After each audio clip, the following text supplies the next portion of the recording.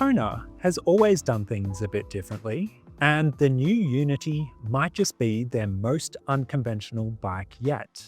Over the years, they've produced everything from clunker mountain bikes to full-on choppers, along with radically shaped downhill frames and more recently, a drop bar mountain bike. With its unusual frame shape, heavily raked fork, integrated front rack, mixed wheel setup, and a half-decade-old 11-speed drivetrain, a lot is going on here. So I wanted to take a closer look at the design choices of this ground-up off-road touring bike.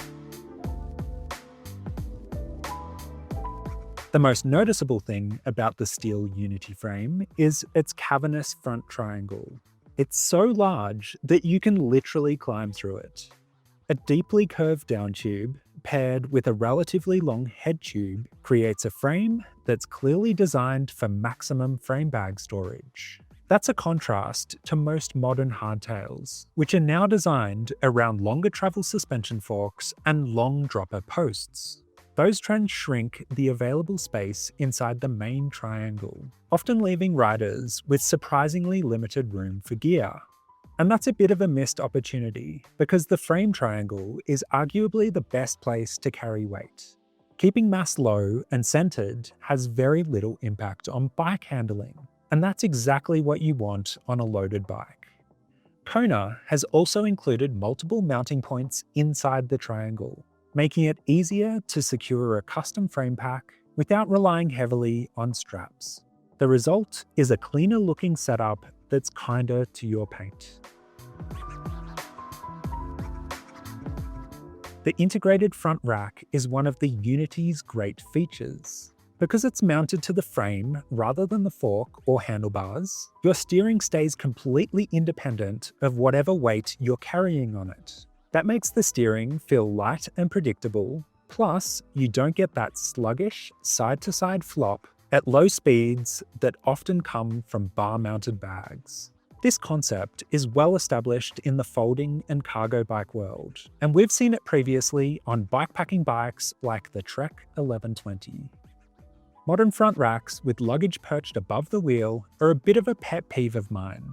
When that weight sits in front of the steering axis, it swings in a wide arc rather than tracking directly with your steering inputs.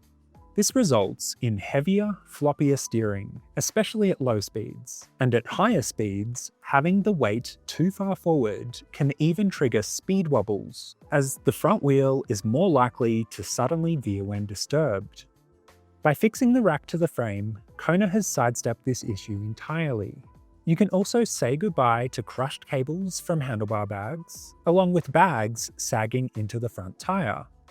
The rack is rated for up to 6 kilograms, and it includes mounts on either side for water bottles or accessories like pumps. On a side note, if you like the sound of a rack decoupled from the steering, check out the Pedal Stoke Orbiter. This product does the same thing and retrofits to a wide range of bikes. Toxic Works and Stecco also make head tube mounted retrofit racks, which aren't quite as neat but do the same job. The Unity uses a slack head tube angle combined with a very wide front tyre. That creates a lot of trail. High trail bikes tend to feel incredibly stable at speed, but the trade-off is at low speeds, where the steering feels like it wants to flop from side to side. You can get used to it, but it's not the most refined feel. Kona has addressed this issue more directly through its fork design. They use a longer than usual fork offset, which reduces trail and wheel flop and brings some lightness back into the steering. It's a well-established approach. Brands like Jones and Stooge have been using long fork offsets for years, and combined with the built-in front rack supporting your luggage, the steering will feel sharper than you'd expect. That longer offset also pushes the front wheel further in front of the bike, increasing the front center.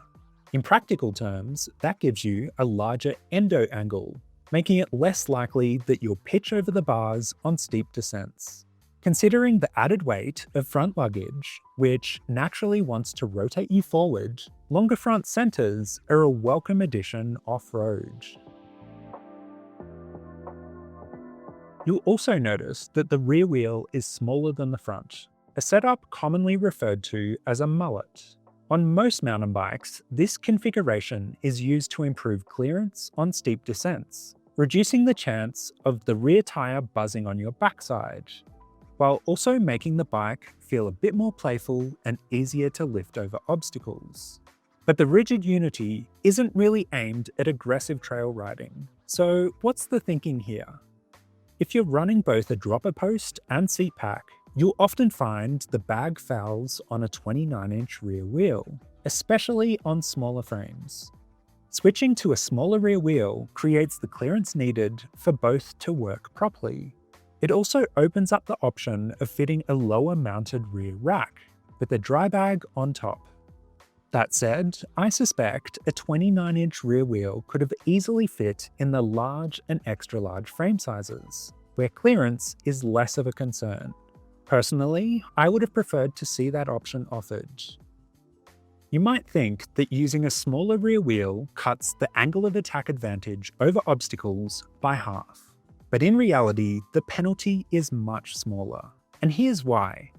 When you hit a bump, the front wheel lifts your center of mass onto an upward trajectory.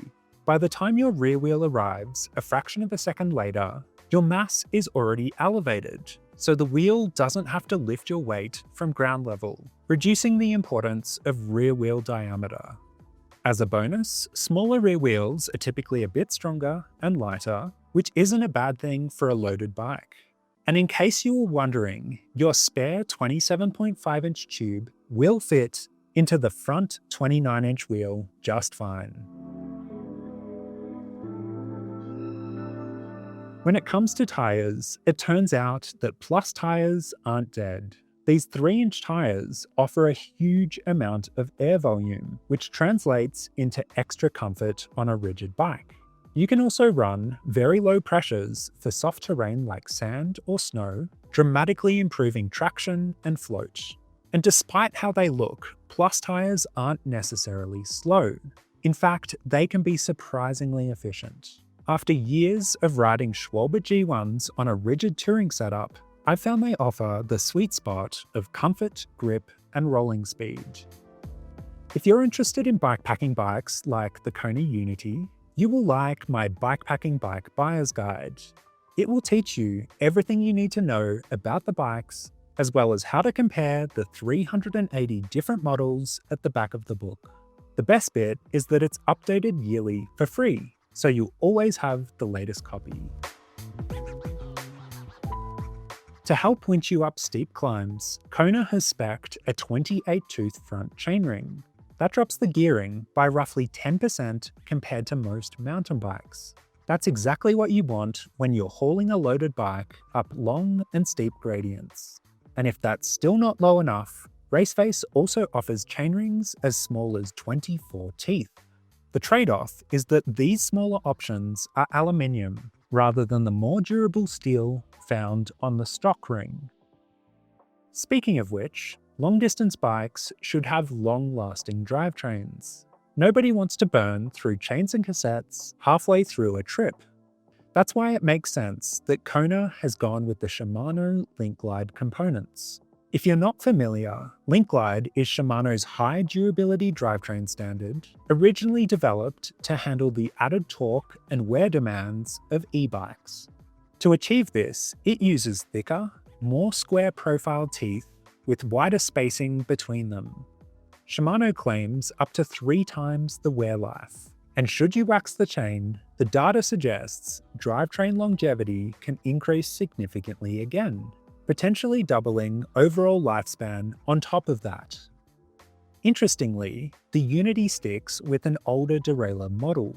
It's a Shimano XT 11-speed setup, rather than the 12 or 13-speed systems you'll see on most modern mountain bikes. But that's not really a downside here, as fewer gears get you the thicker, longer-lasting cassette teeth. Kona hasn't cut corners on the shifter either, something many brands quietly do. The inclusion of an XT shifter makes a noticeable difference in shift quality, offering more precise gear changes compared to the lower-tier options. And the same attention to durability extends to the wheels. The bike comes with DT Swiss 370 hubs, which are more reliable than most. One overlooked feature is the sliding dropouts at the back of the bike. They enable you to fine-tune your chainstay length, or run the bike single speed if that's your thing. But what's more interesting for me is the potential for an internal gear system, such as the 14-speed roll-off hub. For big expedition builds, that will give you low-maintenance gearing that's well-suited to remote areas. It's also great to see Kona fitting large 203mm rotors paired with 4-piston brakes. Once you start adding luggage, braking demands increase significantly, and having extra power on top makes a big difference, especially on long, steep descents where heat buildup and hand fatigue can quickly become limiting factors. Overall, the Kona Unity is packed with neat details that make it a compelling bikepacking bike. The huge frame triangle, integrated front rack, long fork offset, and ultra-durable drivetrain are purpose-driven choices that simply make sense. For most riders, it's probably more bike than they'll ever need. But for those who want to load up and disappear into the backcountry, this is exactly the kind of machine that can take things to a new level. I'll see you guys soon.